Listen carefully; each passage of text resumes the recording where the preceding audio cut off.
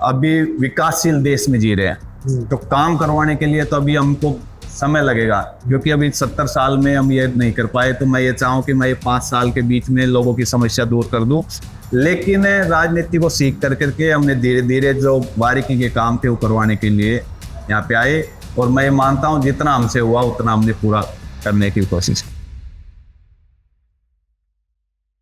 नमस्कार साथियों, मैं दिलीप मीना फिर से जुड़ चुका हूँ एक बात पर।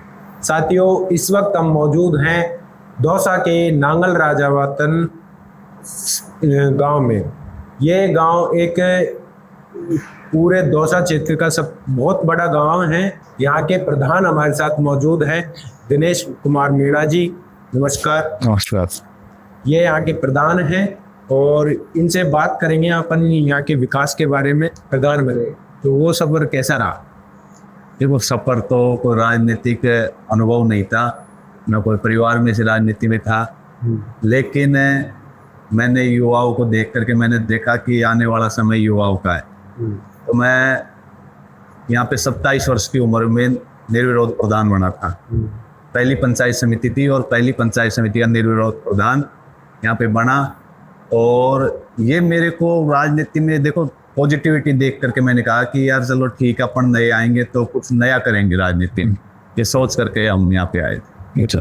आपने राजनीति में ही आना आपका क्या वो रहा? देखो, ऐसी कोई बात नहीं थी, क्योंकि राजनीति कोई पृष्ठभूमि से नहीं था। लेकिन यहाँ के हमारे पूर्व मंत्री वर्तमान में सांसद श्री मुरारी लाल जी मीणा है, उनको हम हमारे राजनीतिक गुरु भी मानते हैं, और वो राजनीति में हमेशा पॉजिटिव रहते हैं, हमेशा सकारात्मक विचारों के साथ रहते हैं। तो देख करके कि यार चलो ठीक है, अपन को अगर सकारात्मक ट्रैक मिलेगा तो कुछ अपन नया कर पाएंगे। और ये देख करके ऐसा कोई विशेष कारण नहीं था, एक सकारात्मकता के साथ, नई उम्मीद के साथ हम इससे जुड़े। जब आप प्रधान बने तो आपने सबसे पहले क्या आपके क्षेत्र के आपके लोगों के लिए क्या कार्य किए? सबसे देखो, वैसे इस क्षेत्र में नांगल राजावतान क्षेत्र में यहाँ पे कांग्रेस राज में बहुत अच्छे काम हुए हैं। यहाँ पहले एक गांव रहता था, आज से 10-15 साल पहले की बात की जाए तो एक छोटी पंचायत के रूप में गिनती होती थी। लेकिन यहाँ पे एसडीएम ऑफिस, तहसील, पंचायत समिति, ऐन ऑफिस, पीडब्ल्यूडी ऑफिस, मतलब जितने भी विभाग होने चाहिए यहाँ पे, आज सरकारी कॉलेज देखो तो सरकारी कॉलेज, अन्य अन्य विभाग यहाँ पे आए। और नांगल राजावतान की मैं मानता हूँ एक किस्मत भी है कि यहाँ से 2 हाईवे गुजर रहे हैं, एक NH11 ये और एक ये दिल्ली बॉम्बे हाईवे, इसके भी बीच में पड़ता है। तो मैं मानता हूँ कि यहाँ पे जो छोटे मोटे काम थे जो गांव में, देखो अभी तक तो मैं ये मानता हूँ क्योंकि अपन अभी विकासशील देश में जी रहे हैं, तो काम करवाने के लिए तो अभी हमको समय लगेगा, क्योंकि अभी 70 साल में हम ये नहीं कर पाए। तो मैं ये चाहूँ कि मैं ये 5 साल के बीच में लोगों की समस्या दूर कर दूं। लेकिन राजनीति को सीख करके हमने धीरे धीरे जो बारीकी के काम थे वो करवाने के लिए यहाँ पे आए, और मैं ये मानता हूँ जितना हमसे हुआ उतना हमने पूरा करने की कोशिश की। अभी तक आपने क्या क्या मुख्य कार्य कराए? क्या क्या? देखो, मुख्य कार्य मेरा हमेशा फोकस था, क्योंकि नई उम्र में प्रधान बने थे, नई उम्र में लोगों की ज़्यादा उम्मीद भी थी, और उन उम्मीदों के अनुसार मैं ये सोच करके चल रहा था कि अपन को शिक्षा के क्षेत्र पे विशेष ध्यान देना होगा। और ये ध्यान में रखते हुए हमने कहा भी था भाई, जो भी ग्राम पंचायत यहाँ पे चाहे तो वो उसकी प्राथमिकता एक लाइब्रेरी के रूप में होनी चाहिए हर ग्राम पंचायत में। हमने कई पंचायतों में लाइब्रेरियाँ दी भी, कईयों में वहाँ पे नहीं दी जहाँ पे सांसद कोष से या विधायक कोष से, कईयों में लाइब्रेरी ऑलरेडी पहले चल रही थी वहाँ पे। तो ये सोच करके, और जैसे अभी हमारे नांगल की बात की जाए तो मैंने प्रार्थना स्थल पे सभा, बच्चों को बैठने के लिए प्रार्थना स्थल पे जहाँ पे प्रार्थना होती है वहाँ पे मैंने प्रार्थना स्थल पे टाइलें लगाने का काम किया, और जहाँ पे पानी की कमी थी वहाँ पे पानी के लिए काम किया, और जहाँ पे स्कूलों में शौचालय की ऋण की कमी थी वहाँ पे शौचालय वगैरह भी हमने करवाने की पूरी कोशिश की, जिससे बच्चों को अच्छा माहौल मिल सके। भी वहाँ की शिक्षा व्यवस्था कैसी है? टीचर वगैरह उपलब्ध? देखो, टाइम पर आते हैं? टीचरों का काम तो आपको मैं बात बताऊं, ये मेरा, मैं तो सौभाग्य नहीं मानूंगा, मेरी एक तरह से एक बहुत बड़ा ये राजनीतिक चैलेंजिंग है, क्योंकि शुरू में कोई राजनीतिक बैकग्राउंड नहीं था। मैं कांग्रेस का प्रधान था, कांग्रेस का बनते 1.5 साल बाद में 2 साल बाद में सरकार चेंज हो गई। 3 साल विपक्ष में रह करके बीजेपी सरकार में काम किया। और मैं ये देख रहा हूँ अभी स्कूलों में कमी है। हमारे गांव के पास में या बेपुरा स्कूल है, हमारे नांगल के मैन स्कूल में आपके फिजिक्स के टीचरों की कमी है, मैथ के टीचरों की कमी है। कल मैं यहाँ पे वरिष्ठ उपाध्याय हमारे नांगल में संस्कृत स्कूल है, वहाँ पे जाके आया था, तो वहाँ पे प्रिंसिपल मैडम बता रही थी कि यहाँ पे लगभग गणित, इंग्लिश और साइंस तीनों के टीचरों की पोस्ट खाली है। तो ये तो सरकार के फेलियर है, अब इसमें तो कर भी नहीं सकते। जब आपको ये सूचना मिली कि जैसे कि वहाँ के आप प्रिंसिपल मैडम ने बताया कि ये टीचर जो सब्जेक्ट के हैं वो उपलब्ध नहीं है और सीटें खाली है, तो इसकी शिकायत आपने आपके देखो वैसे हमने अधिकारियों को और इनको बताते रहते हैं, समय समय पे हमारी मीटिंगें भी होती है, उसमें भी हम बताते रहते हैं। लेकिन इसको भी ध्यान में रखते हुए, क्योंकि कुछ समस्याएं हैं हमारे नांगल में, जैसे यहाँ पे आप ये लगा लो हेडक्वार्टर है, लेकिन यहाँ पे बस स्टैंड नहीं है। यहाँ से अपन अगर नांगल से अपन छारडा रोड की तरफ, चांदपुर पुलिया की तरफ चलते हैं, तो उसके बारे में हमने 2 साल से 3 साल से, क्योंकि लगातार सरकार चेंज होने के बाद मैंने बताया कि हमारा काम मुद्दा उठाना है, करना तो सरकार को ही पड़ेगा, क्योंकि ये पीडब्ल्यूडी के रोड है, बड़े रोड है, तो वो नहीं हो पाए। तो मेरी युवाओं से बात भी चल रही है, हम 2-5 दिन में समय निकाल करके एसडीएम साहब को भी ज्ञापन देंगे और उनको ज्ञापन के जरिए सरकार तक हमारी मांग पहुंचाएंगे कि हमारे स्कूलों में पूर्ति होनी चाहिए टीचरों की, स्कूलों। और आपको मैं बात बताऊं, नांगल में बस स्टैंड की भी मांग है हमारी, हमारे जो रोड टूटे पड़े हैं उनकी भी है, जो स्टाफ अन्य विभाग में खाली है उसके बारे में भी हमारी मांग रहेगी। स्वास्थ्य को लेकर के आपके क्षेत्र की क्या व्यवस्था है? देखो स्वास्थ्य के मामले में तो आपको मैं बात बताऊं, मैंने कहा इस सरकार का ही स्वास्थ्य खराब है। पिछले 3 सालों से हमने देखा है कि करीबन 3 साल होने को आया है बीजेपी सरकार का, तो इनका खुद का ही स्वास्थ्य खराब है, इनको खुद को पता नहीं रहता। तो इस वजह से यहाँ पे व्यवस्थाएं मैंने बताया, स्टाफ सभी विभागों में खाली है। अगर डॉक्टरों की बात की जाए तो डॉक्टर खाली है, मशीनों की जांच मशीनों की बात की जाए तो जांच मशीनें सही तरीके से काम नहीं कर रही। तो थोड़ा सा सरकार का अलाइनमेंट खराब है, तो इस वजह से कमियां तो है। आपने अपने कार्यकाल में यहाँ की जनता को क्या क्या बड़ी वो दी है? देखो मैं तो बड़ी तो आप ये मानो सबसे बड़ी, क्योंकि पहली पंचायत समिति है। पहली पंचायत समिति में आप ये लगा लो 2 करोड़ 15 लाख रुपए का तो ये भवन बना। इसके अलावा ये 4 दीवारी, अभी आप बीच में जाकर के देखोगे तो कई तरह के और कार्य चल रहे हैं। मीटिंग हॉल के लिए निर्माण हो रहा है, टाइलें बिछ रही है और बगल में प्रोटेक्शन बन रहा है, 4 दीवारी होगी आगे, तो काम बहुत सारे हो रहे हैं। तो ये तो बड़ी तो ये बिल्डिंग हो गई हमारे लिए ये कार्यकाल। हमने शुरुआत पंचायत समिति की, आप क्या मानोगे, इससे आधी टेबल से और 2 बाबुओं से शुरुआत की थी पंचायत समिति। जब मैं शुरू में प्रधान बना था तो 2 बाबुओं से हमने एक स्टाफ को गिन करके, चाहे से चलो ठीक है अच्छा काम करने वाले नहीं है तो कम काम करने वाले चल जाएंगे, लेकिन हमने स्टाफ को भरने की कोशिश की। तो शुरू में पंचायत समिति रहती है तो आप फर्नीचर की भी कमी होगी, बैठने की कमी भी होती है, स्टाफ की भी कमी होती है, तो चैलेंजिंग रहा टाइम, मैं तो ये बताता हूँ। जैसे आपका जब चैलेंजिंग समय आता है, जब आपको कोई प्रॉब्लम्स फेस करनी पड़ती है, तो आप उनसे डील कैसे करते हैं? देखो डील तो मैंने पहले बताया, राजनीति में मैं तो ज़्यादा कोई बड़े नेताओं से भी ज़्यादा टच में नहीं रहता। मैं तो सबसे बड़ा टच में मुरारी लाल जी मीणा के साथ रहता हूँ और उनके सकारात्मक विचारों से आगे बढ़ता हूँ। तो मेरे को अगर कोई ऐसे लगती है तो मैं उनको बात बताता हूँ, तो वो बिल्कुल अपने बच्चे की तरह मेरे को समझा करके पॉजिटिविटी दे करके पॉजिटिविटी देते हैं, जिससे मैं इन समस्याओं से दूर रहा। मुरारी लाल जी पहले 4 बार विधायक रह चुके और अभी वर्तमान में सांसद हैं। उन्होंने और यहाँ की दौसा की जनता को कितना क्या विकास के? देखो भाई हमारे तो ये पचवारा क्षेत्र है, पचवारा क्षेत्र में इसमें कहने में कोई गुरेज नहीं है। डॉक्टर किरोड़ी लाल जी मीणा साहब ने यहाँ मीणा हाईकोर्ट बना करके इस क्षेत्र का नाम रोशन किया और मुरारी लाल जी मीणा साहब ने ये लगा लो इस क्षेत्र में जो मुख्य जो विकास कार्य जो होते हैं, जिनमें आप स्कूल, कॉलेज, पंचायत समिति, तहसील, एसडीएम ऑफिस, जितने भी सरकारी कार्य लगाओ, ये सभी मुरारी लाल जी की देना। आप 3 साल के कार्यकाल को देखो बीजेपी, यहाँ एक भी कोई नए विकास कार्य की घोषणा नहीं हुई। उल्टे जो पहले के थे वो भी पेंडिंग पड़े हुए हैं। हमारे यहाँ पे आपको मैं बात बताऊं, CSC हॉस्पिटल था जिसका हमने 3 साल पहले उसका शिलान्यास भी कर दिया। और आज भी वो वहाँ के वहाँ पड़ा हुआ है। तो मैं ये मानता हूँ कि सरकार का ज्यादा काम करने का मानस नहीं है, इनका तो अपनी कुर्सी बचा करके चलने का मानस है। अच्छा, अब बात करें अब जैसे प्रधान बने, आने वाले चुनाव में आपका क्या वो रहेगा? देखो आने वाले टाइम पे तो भैया जनता जनार्दन फैसला करेगी, हमारे बड़े नेता करेंगे। अब मेरा तो अभी ऐसा कोई है भी नहीं, क्योंकि जनता चाहेगी और माननीय सांसद महोदय और हमारे विधायक साहब चाहेंगे तो टिकट देंगे, तो फिर विचार करेंगे। नहीं अभी कोई ऐसा कोई प्लान नहीं, आपका विचार? अभी नहीं है। अभी के टाइम पे क्यों, क्या पता क्या परिस्थिति रहे, सीट किसकी क्या आएगी क्या नहीं आएगी, क्या परिस्थिति बनेगी। आपके युवाओं को कितना समर्थन देगी अब की बार सरकार? भैया आपकी सरकार हो या कोई भी सरकार हो, देखो और महिलाओं युवाओं का तो समर्थन सभी को लेना होगा। आज मैं इस कुर्सी पे बैठा हूँ तो भी युवाओं की वजह से बैठा हूँ। युवा मेरे लिए बहुत समर्पित थे, और अभी आपने युवाओं की ताकत तो अभी जंतर मंतर पे देख ही ली होगी। धर्मेंद्र प्रधान को जो सरकार ये कहती थी कि हम कभी झुकने वाले नहीं किसी के सामने, उन्होंने इस्तीफा देना पड़ा, और ये ट्रेंडिंग में ला दिया कि वास्तव में युवा चाहे तो देश में कुछ भी कर सकते हैं। तो आपके क्षेत्र में युवाओं को प्रधानमंत्री, जैसे आप खुद ही युवा है, और अगर कोई युवा जो राजनीति में आना चाहे तो उसको आप क्या कहेंगे? देखो मेरे को बनने से तो ये मुरारी लाल जी का बहुत बड़ा मास्टर स्ट्रोक था मेरे ऊपर।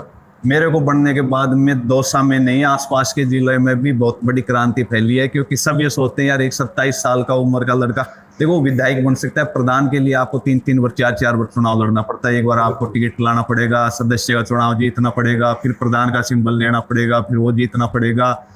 तो युवाओं में क्रेज हो गया। हमारे यहाँ नांगल की भी लोकल बात की जाए तो चाहे से विपक्ष की पार्टी है हमारे विपक्ष की, वो भी युवाओं को आज के टाइम कोई को मंडल अध्यक्ष बना रही है, कोई को क्या बना रही है। तो ये मैं मानता हूँ अगर मेरे को नहीं बनाते तो यहाँ के युवाओं को विपक्ष भी मौका नहीं देता, वो उनको मजबूरी हो गई युवाओं को आगे बढ़ाने। और युवाओं के बारे में तो अभी हमारे प्रदेश अध्यक्ष जी डोटासरा साहब ने अभी बयान दिया था कि करीबन 50% टिकट हमारे कांग्रेस से 50% टिकट 50% जो 50 साल से नीचे के होंगे उनको देगी। तो ये युवाओं के लिए बहुत अच्छी वो है। महिलाओं के लिए, देखो महिलाओं के लिए तो आपको मैं बात बताऊं, हमारे जो कांग्रेस है वो सभी का, गरीब तबके का, महिलाओं का, पिछड़ों के, इनकी सबकी सरकार सुनने वाली अगर कोई सरकार है तो कांग्रेस सरकार, ये सभी को तालमेल बिठा करके काम करेंगे। इसमें कोई छोटा बड़ा नहीं है। मैं तो ये मानता हूँ अगर कोई ऐसा समीकरण बना, हम में ज्यादा पद की भी इच्छा नहीं रहती। अगर कोई ऐसी बात रही तो हम भी किसी को मौका देने के लिए तैयार रहेंगे, ऐसी कोई बात नहीं। अगर आप दोबारा मान लीजिए आप प्रधानमंत्री हैं तो यहाँ की क्या क्या समस्याएं जो हैं आपको देखने को मिल रही हैं जो आप दूर कर रहे हैं? देखो दोबारा प्रधान बनने के लिए तो आपको मैं बात बताऊं बहुत प्रयास करने पड़ते हैं। और आपको मैं फिर भी ये बताता हूं कि अब जैसे मैंने ये, क्योंकि कहने में मेरे को कोई बुराई नहीं है, शुरू में राजनीति में आते हैं तो उनको अनुभव भी नहीं रहता। वास्तव में मेरे को 1.5 साल तो सीखने में लगे, इसमें कोई शक नहीं है। मेरे को 1.5 साल जब तक कांग्रेस सरकार रही सीखने में लगे। फिर विपक्ष की सरकार आ गई, विपक्ष का काम देखो, बीजेपी वाले के भी मैं मानता हूँ उनकी मंशा क्या, वो तो सभी करते हैं। उन्होंने भी हमारे कई काम रोकने के भी काम करे, हमारे ऊपर कई तरह के दबाव बने। अधिकारी ज़्यादातर एक जगह नहीं रुकते, अधिकारियों को डराया धमकाया जाता है।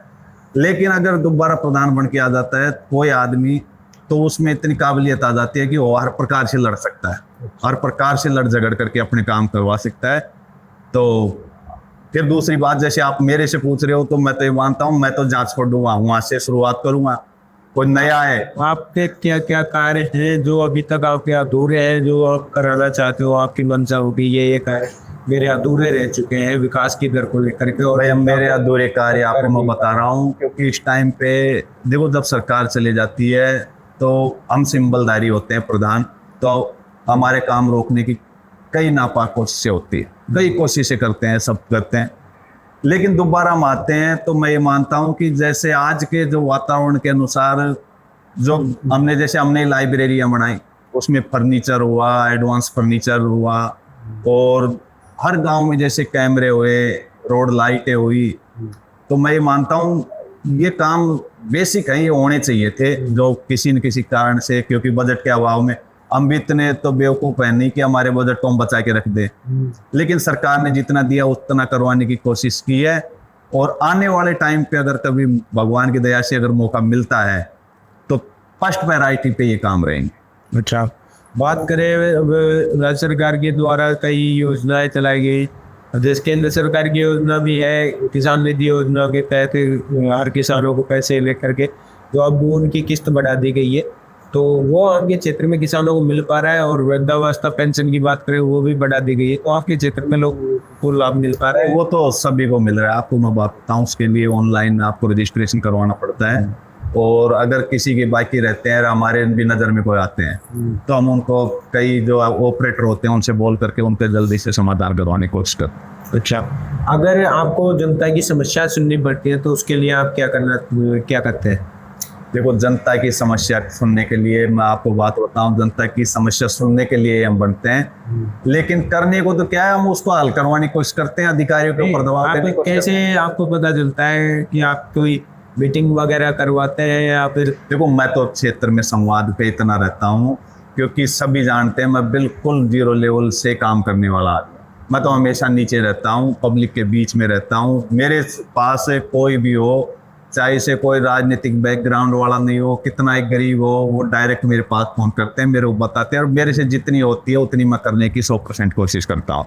अच्छा, और बात करें अब राज्य सरकार की, तो उनके द्वारा जो योजनाएं चलाई गई है, जैसे यहाँ पे हर घर जल योजना रह गई और कई योजना रह गई, वो भी बीमा किसानों को कई बार। अजी साहब, ये तो देखो आपको मैं बात बताऊं, कोई नहीं, ये तो सब कागजों में चलने वाली योजनाएं हैं।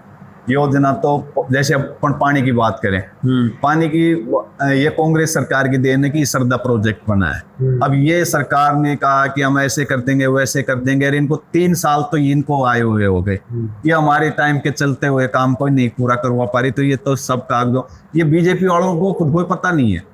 हकीकत बात यह है कि बीजेपी के पदाधिकारी भी ये कहते हैं कि क्या बताइए सरकार क्या कर रही है, हमको पता नहीं है क्या हो रहा है। इनका कोई दनी दौरी नहीं है, ये तो समय आने दो। जनता पंचायती राज चुनाव में बंदूक भर के बैठी है बीजेपी सरकार के खिलाफ, और आप ये मैं कह रहा हूँ कि आने वाला जो पंचायती राज चुनाव होगा बीजेपी का सुपड़ा साफ करने वाला चुनाव होगा। अच्छा, आप पिछली सरकार और अब की सरकार के कार्यकाल में अंतर देखें तो आपको क्या महसूस होता है? भाई साहब, दिन रात का अंतर है। उस सरकार में, क्योंकि आपको मैंने पहले बताया ये एक गरीब क्षेत्र है, हमारे लोग अभी जागरूक होना शुरू हुए हैं, अभी नौकरी पेशा में भी जा रहे हैं, ज़्यादातर मजदूर पेशा आदमी जाता है, तो लोगों की अगर भावनाएं सुनते हैं, वैसे आप नेताओं के चैम्बर में बैठ करके कितनी सरकार की उपलब्धियां गिना दो, लेकिन सब दुखी है इनसे, चाहे वो ट्रैक्टर वाले हो, चाहे से कोई और मजदूरी करने वाले हो या कोई और काम करने वाले हो, सभी परेशान है। किसी को ये समझ में नहीं आ रहा इस सरकार में हो रहा क्या है। अच्छा, आप लोगों को जागरूक करने के लिए एक तरीके से किसी भी चीज़ को, अगर कोई समस्या रहती है तो उनको बताने के लिए आप क्या क्या प्रयास करते हैं? देखो, लोगों को बताने के लिए तो हमारा जो चैनल बना हुआ है, हमारे ग्राम पंचायत स्तर पर एक पंचायत समिति सदस्य बैठा है, एक ग्राम पंचायत का सरपंच बैठा है, हम डायरेक्ट सभी के संपर्क में आए। और आपको मैं बात बताऊं, हमने कभी किसी के साथ भेदभाव नहीं किया इस सीट पे बैठ करके, क्योंकि मेरे को निर्विरोध भी बनाया था, आशीर्वाद था भगवान का, मैं निर्विरोध प्रधान बना था। लेकिन आपको मैं बात बताऊं, मेरे को सभी पार्टियों ने, मैं मानता हूं पंचायत समिति सदस्य में 750 वोटों से जीता लगभग मैं, तो जनता ने खूब आशीर्वाद दिया, तो मैं तो भेदभाव किया ही नहीं। मैं तो इस सीट पे बैठ कर मेरे से जितना बना, चाहे कोई भी आया हो, जानकार आया हो, अनजान आया हो, कांग्रेस का आया हो, बीजेपी का आया हो, सभी का काम किया। अभी वर्तमान में आपके क्षेत्र की मुख्य समस्या क्या है? देखो, मुख्य समस्या तो मैं तो ये मानता हूँ अभी, क्योंकि अब ये बेसिक तो अब जैसे मैंने बस स्टैंड की बताई थी, नांगल की हो गई। सबसे बड़ी समस्या यहाँ पे एक तो सरकारी कार्यालयों में स्टाफ की कमी है, और दूसरी यहाँ पे पानी की समस्या है। पानी जब तक इस श्रद्धा का नहीं आएगा, जब तक लोगों में समस्या ही रहेगी। यहाँ लोगों में राजनीति में मैं देखता हूँ तो नाराजगी हैंडपंपों को लेकर के। अच्छा, क्योंकि सीमित बजट पे काम कर सकते हैं, लोगों में ये है कि यार मैंने हैंडपंप के लिए कहा, ये नहीं करवा पाए, तो वो स्थायी समाधान, ये कोई स्थायी समाधान नहीं है हैंडपंप वगैरह लगाना। इसका परमानेंट समाधान ये होगा कि जब तक ये इस श्रद्धा का पानी नहीं आएगा, गांव गांव नल से पानी सप्लाई नहीं होगी जब तक ये मुख्य समस्या पानी की ऑप्शन। और आप जैसे बात करें रोजगार को लेकर के, आपके क्षेत्र में रोजगार को लेकर के जो लेबर कास्ट मान लो और युवा जो एक गवर्नमेंट सर्वेंट रहता है उसको छोड़ करके जैसे देखो प्राइवेट सेक्टर में जाता है, रोजगार की तो बड़ी समस्या है इस क्षेत्र में। हमारे कांग्रेस सरकार के टाइम पे यहाँ पे हमारे नागल में प्यारीवाद ग्राम पंचायत में भी एक रिको एरिया विकसित करने के लिए घोषणा हुई थी। और आपको मैं बात बताऊं तो सब भी बनना था, लेकिन अभी ये सरकार ने, मैं बता रहा हूँ, इनको कुछ पता ही नहीं है क्या हो रहा है क्या नहीं हो रहा। तो मैं ये मानता हूँ जब तक कोई बड़ा रोजगार का अब नहीं बनेगा जब तक रोजगार की तो समस्या रहेगी। अच्छा, अब बात करें ये डॉक्टर करोड़लाल जी के बारे में, तो आपके क्षेत्र में बहुत चर्चित रहते हैं। क्षेत्र क्या हुए तो पूरे राजस्थान में और पूरे भारतवर्ष में चर्चित है, लेकिन वो यहाँ इस क्षेत्र में ज़्यादा उनका वर्चस्व है, तो उनके बारे में आप क्या कह रहा है? तो मैं तो ये मानता हूँ कि डॉक्टर साहब सही काम कर रहे हैं हमारे लिए, तो क्षेत्र के लिए तो अच्छी बात है भाई। बीना हाईकोर्ट के रूप में अभी 9 अगस्त को बड़ा प्रोग्राम करने जा रहे हैं, तो अच्छी भीड़ आएगी। नांगल का तो नाम ही रोशन हो रहा है, और वैसे भी वो सरकार की कमियों को भी गिनाते रहते हैं टाइम टाइम पे, तो अच्छा काम कर रहे हैं। आपके व्यक्तित्व, आपके पर्सनल रिव्यू से आप उनको क्या कहना चाहेंगे कि वो कैसे नेता है?